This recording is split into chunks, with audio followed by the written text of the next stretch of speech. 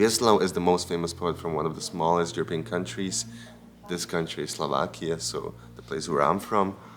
And his lyrical cycle of 32 sonnets called the Bloody Sonnets describes the atrocities and fears of the First World War.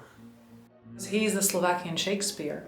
He's someone who transcends all time and boundaries. And I truly believe we need people like him to help us realize who we are and what is really needed. Peace, humanity.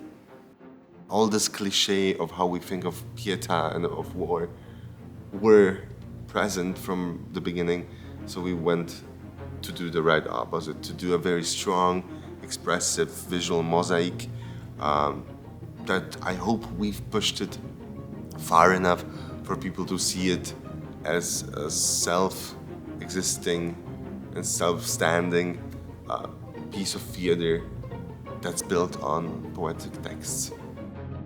O Negative is a character who is not happy how the world is right now. Be Positive is someone who believes a war is necessary to solve the conflict in the world, which I personally don't believe in.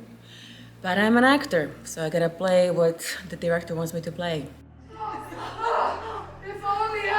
I've seen them just go through it with such ease and artistry and virtuosity. It's just going through it distinctively, directly, knowing everything, and being so involved in the text and above the text, so deep in the topic, and yet far from it in a very individual and intellectual standpoint of performers that I've felt really blessed to be able to see it, to just be a witness of it. So I've acknowledged that it's no longer in my hands, but it's in hands much better than my own. This whole play, it really speaks to us in the contemporary world, and I hope that we can learn from it together. And it's always hard to learn from history. And I think through art forms of various kinds, this is possible. These deep messages of Hviezdoslav come to light and remind us that sometimes going against the current is the only way to prevent from awful things to happen.